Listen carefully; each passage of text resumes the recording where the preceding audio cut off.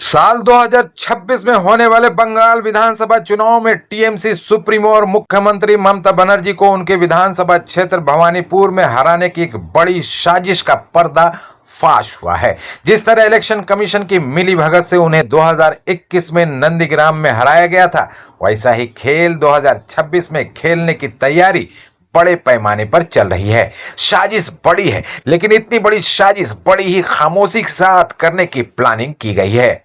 इस प्लान के तहत भवानीपुर विधानसभा क्षेत्र में बाहर से बीजेपी समर्थकों को लाकर भवानीपुर विधानसभा क्षेत्र के अलग अलग इलाकों में बसाया जा रहा है। बड़ी ही खामोशी लेकिन होशियारी से भवानीपुर विधानसभा क्षेत्र की डेमोग्राफी को चेंज किया जा रहा है। ऐसी बात नहीं है कि ममता बनर्जी इस साजिश से अनजान है। मजे की बात यह है कि उन्होंने ही उन्हें हराने की कोशिश की साजिश का पर्दाफाश किया है।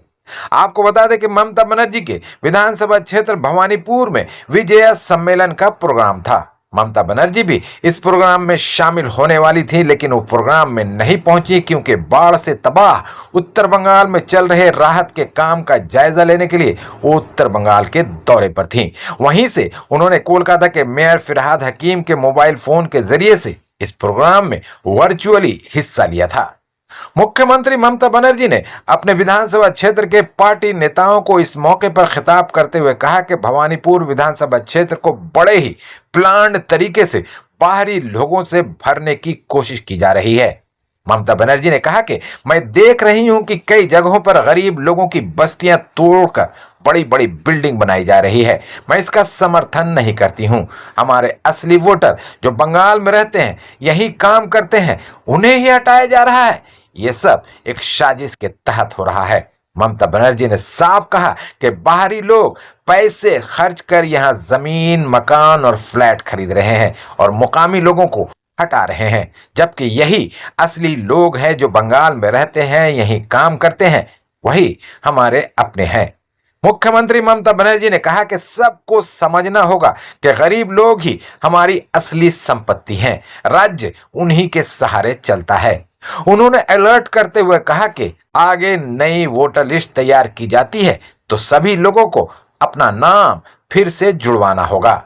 ममता बनर्जी ने टीएमसी कर्मियों को एसआईआर को लेकर सतर्क रहने की भी सलाह दी है और कहा है कि बाहरी लोगों की एक्टिविटीज पर नजर रखनी होगी। आपको बता दें कि भवानीपुर विधानसभा क्षेत्र में वोटर्स की तादाद 2,06,272 है। साल 2021 के बाई इलेक्शन में ममता बनर्जी ने बीजेपी उम्मीदवार को 58,000 से ज्यादा वोटों से हराया था। भवानीपुर विधानसभा क्षेत्र को मिनी भारत भी कहा जाता है। यहाँ गुजराती, मारवाड़ी, सिख और बिहारी वोटर्स लगभग 40% हैं। 40% बांग्ला बोलने वाले वोटर्स हैं, जबकि मुस्लिम वोटर्स की तादाद लगभग 20% है। आमतौर पर गुजराती और मारवाड़ी बीजेपी समर्थक माने जाते हैं, लेकिन भवानीपुर का इतिहास कुछ और ही कहानी बयान करता है। इस सीट से बीजेपी या संघ परिवार को कभी भी जीत नहीं मिली है, पर इस बार इतिहास बदलने की कोशिश की जा रही है। भवानीपुर के वोटर्स डेमोग्राफी को चेंज कर ममता बनर्जी को हराने की साजिश रची जा रही है। संघ परिवार और बीजेपी के कट्टर समर्थकों को बड़ी तादाद में भवानीपुर में लाकर बसाया जा रहा है।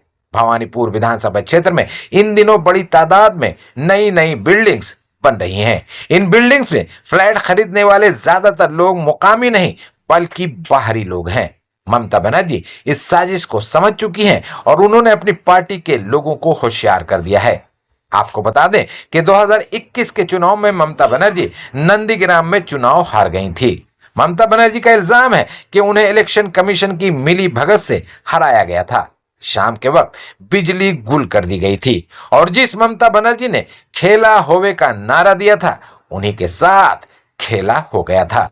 यही खेल 2026 में भी नहीं दोहराई जाए, इसके लिए ममता बनर्जी ने टीएमसी कर्मियों को अभी से अलर्ट रहने की हिदायत की है।